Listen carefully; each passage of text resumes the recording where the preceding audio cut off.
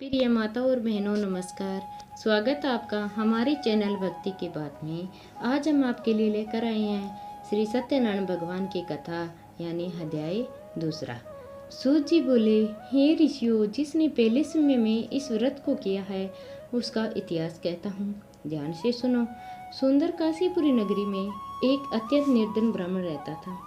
वह भूख प्यासे बेचैन हुआ नित्य पृथ्वी पर घूमता था। ब्राह्मणों से प्रेम करने वाले भगवान से ब्राह्मण का रूप धारण करके उसके पास जाकर आदर के साथ पूछा, हे विप्र, नित्य दुखी हुआ पृथ्वी पर क्यों घूमता है? और दीन ब्राह्मण बोला, मैं निर्धन ब्राह्मण हूँ, भिक्षा के लिए पृथ्वी पर फिरता हूँ। हे भगवान, यदि आप इसका उपाय जानते हैं तो कृपया करके कहो। वृद्ध ब्राह्मण बोला कि सत्यनारायण भगवान मनवांछित फल देने वाले हैं और इसलिए ये ब्राह्मण तो उनका पूजन कर, जिसके करने से मनुष्य सब दुखों से मुक्त होता है। ब्राह्मण को व्रत का सार विधान बतलाकर बूढ़े ब्राह्मण का रूप धारण करने वाले श्री सत्यनारायण भगवान अंतर्ध्यान हो गए और जिस व्रत का वृद्ध ब्राह्मण ने बतलाया मैं उसको करूँगा।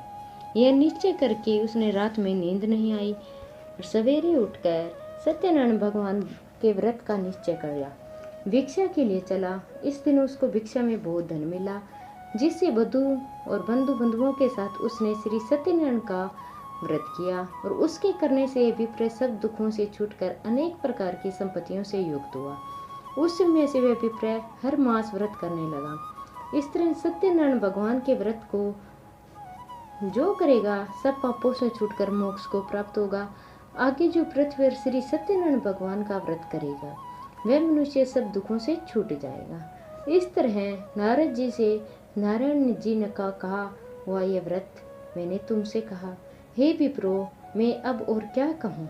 ऋषि बोले, हे मुनिवर, संसार में उस विप्र से सुनकर और किस किस ने इस व्रत को किया, हम सब यह सुनना चाहते हैं और इसके लिए हमारे मन में श्रद्धा है। सूत जी बोले, हे मुनियों, जिसने इस व्रत को किया वह सब सुनो।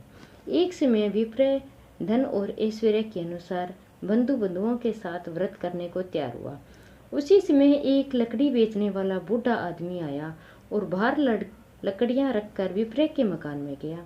प्यास से दुखी लकड़हारा उनको व्रत करते देखकर विप्र को नमस्कार करने लगा कि आप यहाँ क्या कर रहे हैं और इसके करने से क्या फल मिलता है, कृपया मुझे कहो।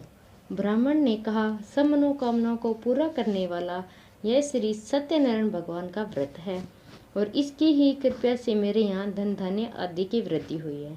विप्र से इस व्रत के बारे में जानकर लकड़हारा बहुत प्रसन्न हुआ और चरणामृत ले और प्रसाद खाने के बाद अपने घर को गया। लकड़हारे ने अपने मन में इस प्रकार का संकल्प किया कि आज ग्राम में लकड़ी बेचने से जो धन मिलेगा उसी से सत्यनारायण भगवान का उत्तम व्रत करूँगा। यह मन में विचार कर बुढ़ा आदमी लकड़ियां अपने सिर पर रखकर जिस नगर में धनवान लोग रह रहे थे वह ऐसे सुंदर नगर में गया। उस रोज वहां पर उसने उन लकड़ियों का दाम पहले दिनों में चौगुना मिला। तब वह बुढ़ा लकड़हारा दाम ले और अति प्रसन्न होकर पके केले की फली, शक्कर और घी और दूध, दही और गेहूं का चूर्ण इत्यादि श्री सत्यनारायण भगवान के व्रत की कुल सामग्री को लेकर अपने घर को गया। फिर उसने अपने भाई बंधुओं को बुलाकर विधि के साथ भगवान जी का पूजन और व्रत किया। उस व्रत के प्रभाव से वह बुढ़ा लकड़हारा धन पुत्र आदि से युक्त हुआ और संसार के समस्त सुख भोकर वैकुंठ को चला गया। अति श्री सत्यनारायण व्रत कथा का 3 अध्याय संपूर्ण। बोलो श्रीमन्नारायण नारायण नारायण, भजमन नारायण नारायण नारायण। श्री सत्यनारायण भगवान की जय। हे सत्यनारायण भगवान, कहानी अधूरी हो तो पूरी करना और पूरी हो तो मान रखना।